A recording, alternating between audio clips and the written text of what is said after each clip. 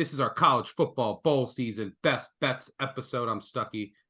Joining me as always is Colin Wilson. We'll also talk with group of five guys, Mike and Mike, later in the show because we're each going to give our two favorite favorites and two favorite underdogs that we like to win outright to help you better prepare for your bowl pools or betting as we get into the thick of bowl season. This was a highly requested episode that we start to do.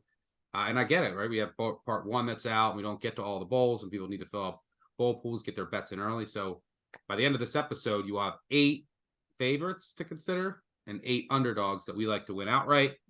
I will say right off the bat that we're going to give some, what you want to do when you fill out a bowl pool, like a bowl conference pool, you want to give some big favorites that you're really confident in. For example, South Alabama. I think Cal Brees is going to mention them later. Probably my most confident side. But you don't want to have all the biggest favorites as your most confident picks. It's not how you win a pool. So I'm going to go with a couple smaller favorites here. And I will kick things off. I'm going to go with Georgia Southern against Ohio. I think Georgia Southern, from everything that I've read, from the lack of opt-outs, they will care. Team, on a 4-game losing streak to end the season. But historically, those are teams you want to back during bowl season. Really chance to reset here. Most importantly, though, this Ohio offense, you're going to be without Curtis Rourke. I think it's worth a touchdown. Their backup's already hurt. They're down to a third-string quarterback. They're without their top 2 backs, 2 of their top 3 receivers, one of their best defenders. This is a team that's supposed to be in the MAC championship. They're not. Do they really care about this bowl? Judging by the opt-outs, I'm not positive.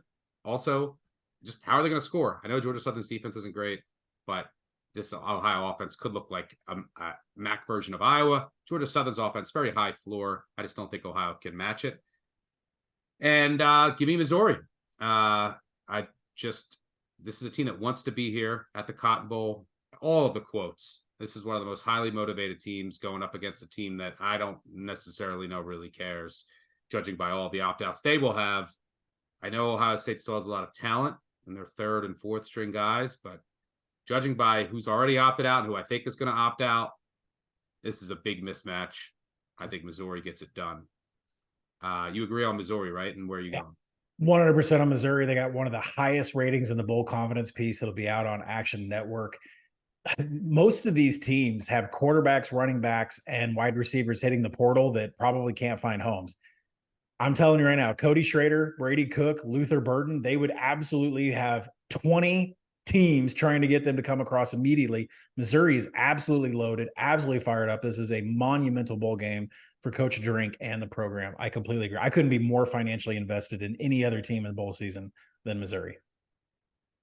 Where are you going for your 2 favorite favorites? Let's start off with New Mexico State. They are at home in Albuquerque in the New Mexico Bowl, a bowl that they wanted to be in last year before they got shipped up to Michigan to play in the Quick Lane Bowl. Now they're going to be hosting a team that's on their last legs here, Fresno State. No depth at quarterback. Mikey Keene is there. If he stays healthy, that'll be okay for them, but they have no answer on defense whatsoever for Diego Pavia, and the power run game that New Mexico State runs stifled a lot of teams, including Auburn, in their own building.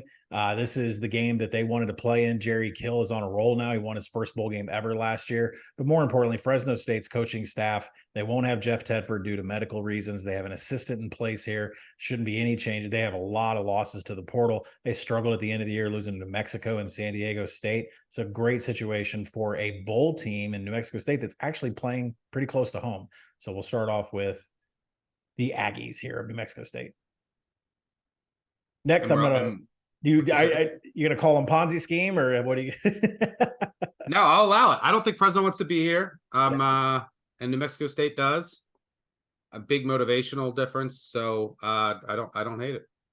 Yeah, next let's go to the Barstool Bowl. They got Wyoming and Toledo going up against each other. Unless it's Fresno State, that's a corpse. I'm trying to back Mountain West teams here in the postseason. Wyoming playing in Craig Bohl's last game as a coach, a retirement bowl for Craig Bohl, a career that started in 1981 as a graduate assistant at the University of Nebraska. Wyoming was on fire their last 2 games in the Mountain West. They scored over 40 points. Andrew Peasley, everything on the ground, through the air. This whole team, I picked them 13-1 to win the Mountain West. What they showed in the last few weeks is one of those reasons. Not sure what the ceiling is on their offense, but they are going into a good situation against a MAC team with Toledo that lost the conference championship game, and DeQuan Fenn, the quarterback, is now in the portal. They have a little bit of experience, but if you're asking me to go against a backup quarterback at Toledo and Jason Candle in a bowl game, I'll take it all day. You're going to give me added motivation with Craig Bull in his retirement game. I love it. Good stuff there. I couldn't agree more. So we're on the same page so far. Let's get to our favorite two underdogs that we think are going to win outright. I'll start. I'm going to go for pool purposes. There's some games that are going to have a ton of variance, right? If you have just a ton of guys out on both sides, for example, we'll break this one down. There's still going to be more guys maybe to come. Oregon State, Notre Dame. There's like 20 starters out. Miami, Ohio, a lot of variance because they have a third string quarterback. I'm going with the Red Hawks. They're my darling this year. They won the MAC for me. I bet them all year. They consistently covered because they do all the little things. They tackle. They don't give up explosive plays. They have the best special teams in the country. And this is a team that is down to the third string quarterback, which is where that variance comes from. So, but I like that for picking an underdog to win outright. I think they can win this game just by relying on the run against a really bad App State. They punting it, making field goals, and relying on that elite defense, which I think could force Joey Aguilar as a bit of a gunslinger into some mistakes and key turnovers against a very disciplined and well-schooled Miami, Ohio defense. So give me the Red Hawks with that excellent special teams and defense to get it done one last time. I know Smith's out. Everyone else, every other starter is playing. And they said how excited they are to get the 12 wins for the first time since Ben Roethlisberger was there 20 years ago. And then my other one, I'm going to go with NC State. Kansas State is a shell. They have been absolutely decimated by the portal, by NFL declarations. This team is going to be decimated on both sides. They had high aspirations. I'm not really sure what's going on there. Their starting quarterback is going to be out. I like the future for Avery Johnson, but he's still not there as a passer, and you can't really run on NC State. NC State had some portal guys, but not as impactful. One of the hottest teams in the country that no one talked about down the stretch. Dave Doran did a great job. I think, look, they wanted to get the 10 wins a couple years ago. Didn't get a chance to play in the bowl because UCLA just said, well, we don't want to play. So Doran will have them fired up for this game. Give me the Pack. You agree there, right? 100%. Wolfpack were the pick in the bowl confidence pool. I love the money line ticket on that one. And then where are you going for your two favorite underdogs? Let's start down in the Texas Bowl. We're going to take Oklahoma State against Texas A&M. Where is Texas A&M right now? They're in transition between head coaches. They're going to have an interim, Elijah Robinson, who can't start his work at Syracuse as defensive coordinator until he gets this bowl game out of the way. But more importantly, this is all about Mike Gundy. You love to bet on Mike Gundy in bowl games. 11-6 against the spread in his career as a head coach at Oklahoma State. He has motivation. Motivation in this game. Why? Because he's playing a game from Texas? No, because they lost to Texas A&M in this very bowl back in 2019. Look for Mike Gundy to have his team completely fired up here behind the legs of Ollie Gordon II.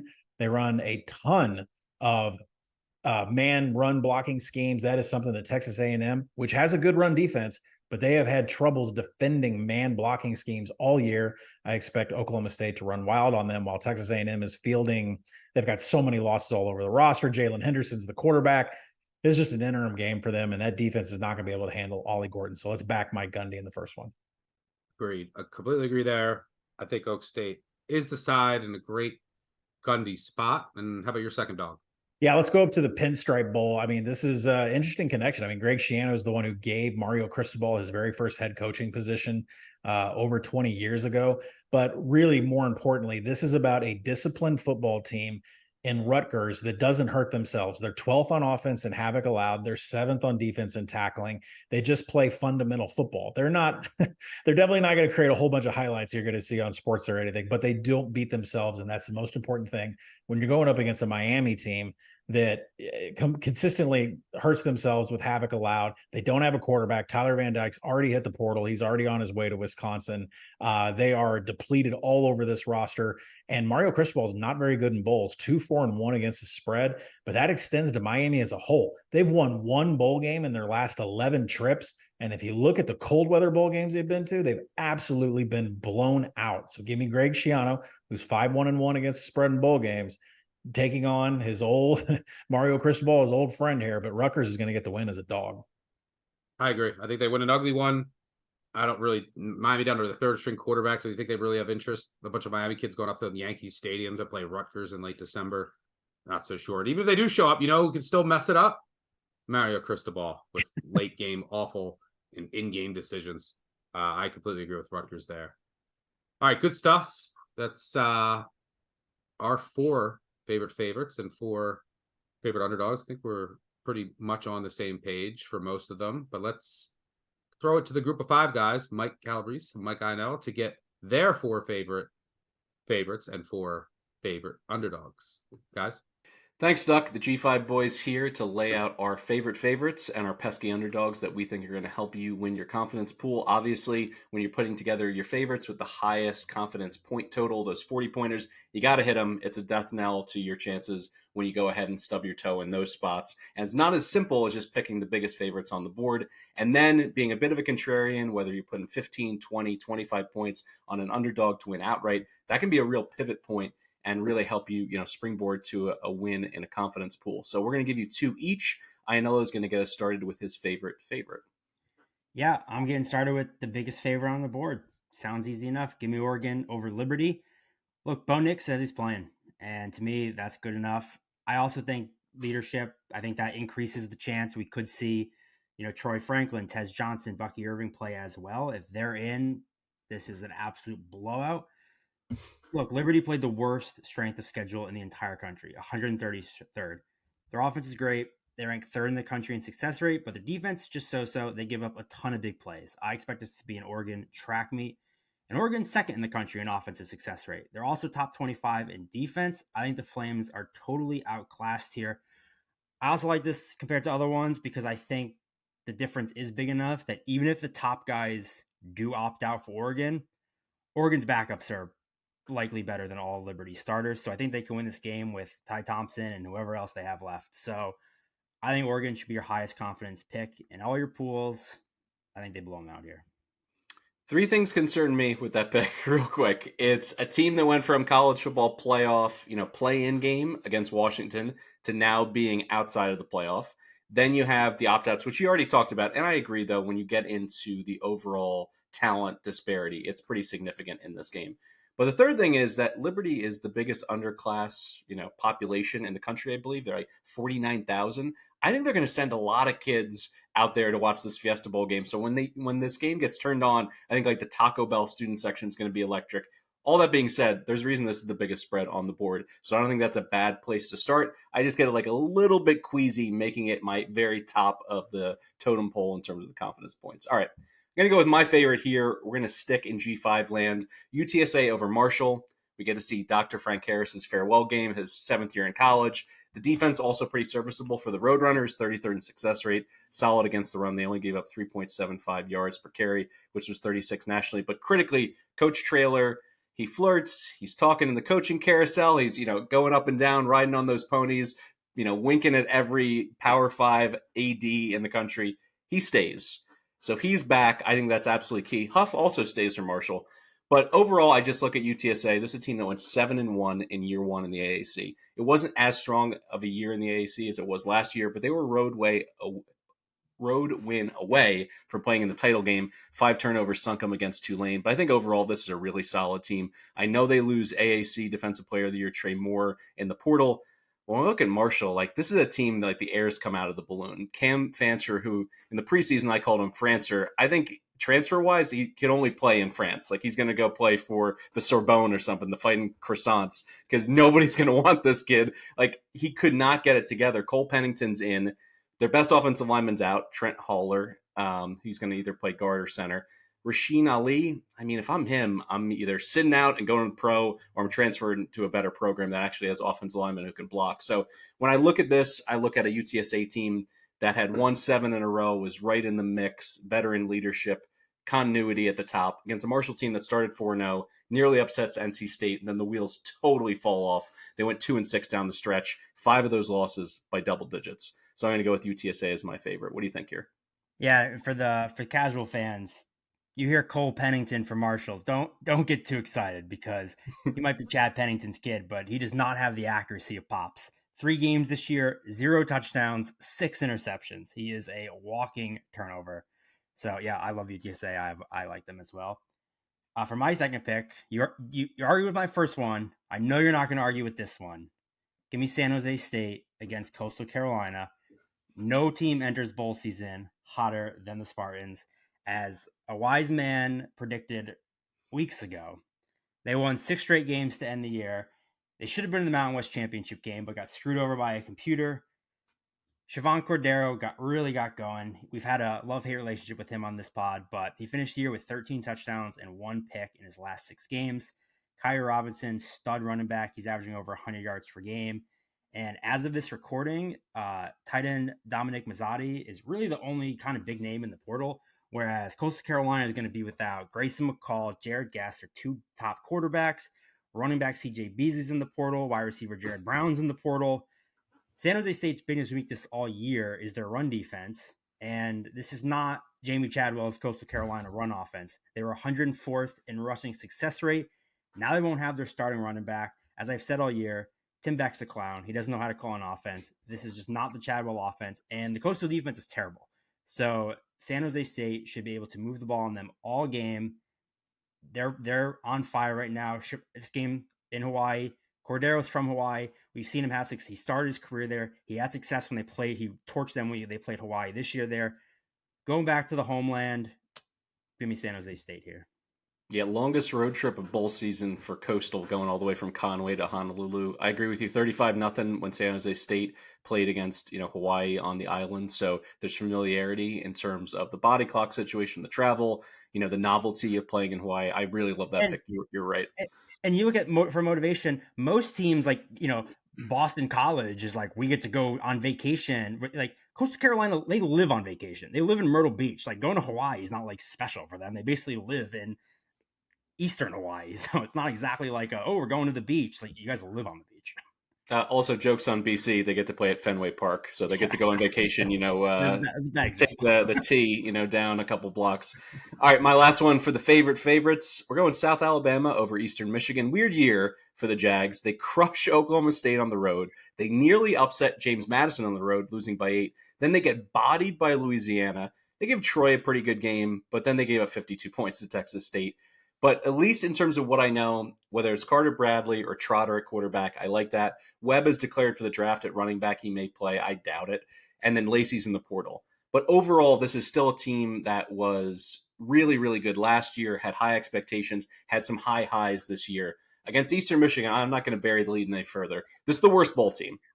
Eastern Michigan ranks outside the top 100 in both offensive and defensive efficiency. And let's go through their resume here for their 6 wins. Howard, UMass, Ball State, Kent State, Akron, Buffalo. Unbelievable that this is allowed to stand as bowl eligibility where Army goes 6-6 and they're not in. Just, crime against humanity there. Udengwu, the third, is in at quarterback. He's a run-first guy, very inaccurate as a passer. Their offense finished 119th in success rate, 125th in explosives generated. This team is no good. They are not upsetting South Alabama, one of the biggest favorites on the board, for a reason. Particularly in a confidence situation, I don't have to lay the points. They're absolutely winning this game, so I'm building my whole card around them. Yeah, I started laughing when you were like listing off South Alabama players. I was like, who cares? Just our whole argument should have been Eastern Michigan is horrific. They're a terrible MAC team. I don't even know why them being in a bowl game is outrageous. Yeah, I love that. All right, we're going to go a little bit faster here for the upsets. I'm going to get it started here first. I like Air Force to upset James Madison. James Madison is a team that we love the entire year, but to me, the season's over. There was a chance at the perfect year. They lose in an overtime thriller against App State.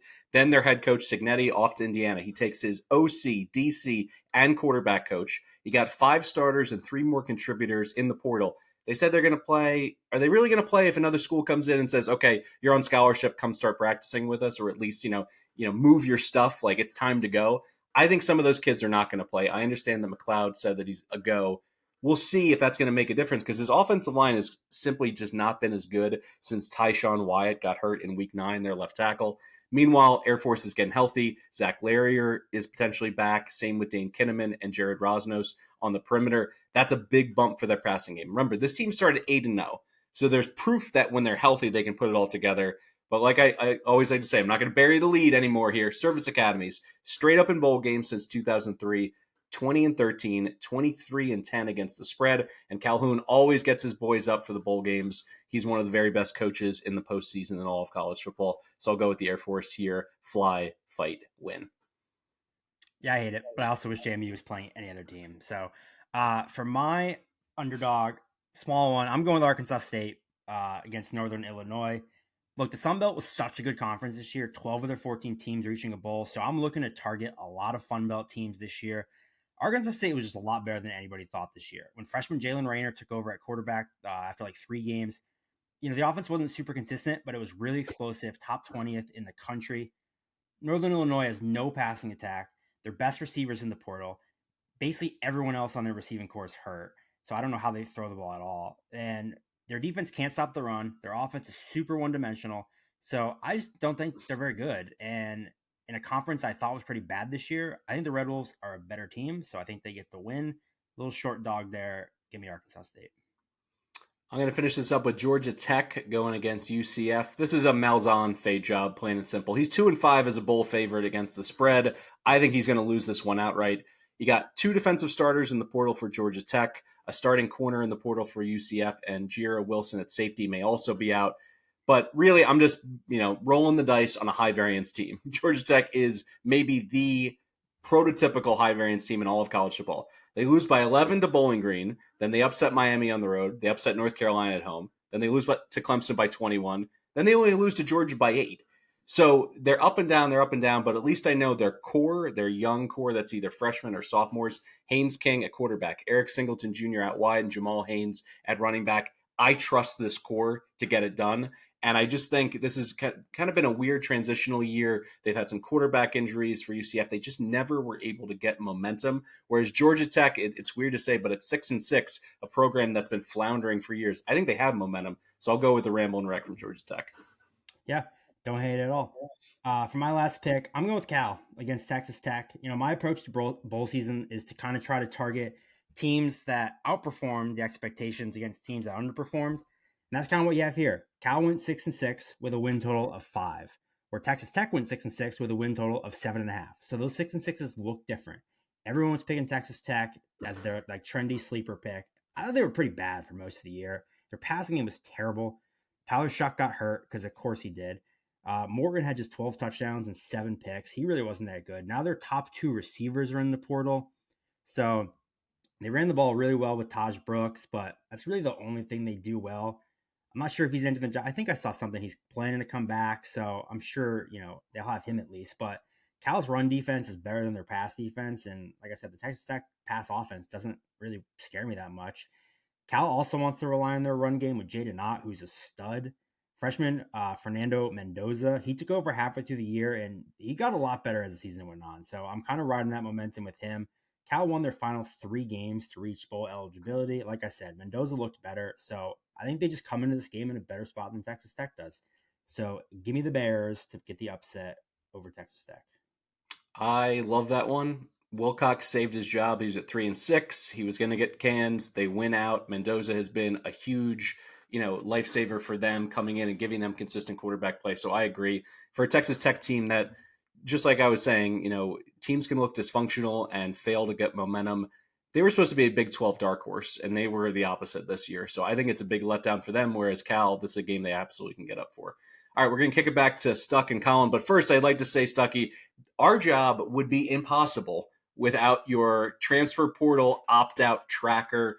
One of the best things that's ever been put together at the Action Network. So please, if you're listening out there on YouTube or on the podcast, you got to check this out. It gets updated daily. You can check out everything that's happening before kickoff because player availability is always up in the air. So Stuck, thank you so much. Back to you.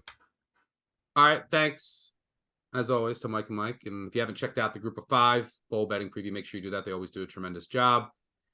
And by the time you're listening to this, if you listen to this early, we might already have part 1 out, and then part 2, 3, and 4 are coming, and then we'll have our national championship preview.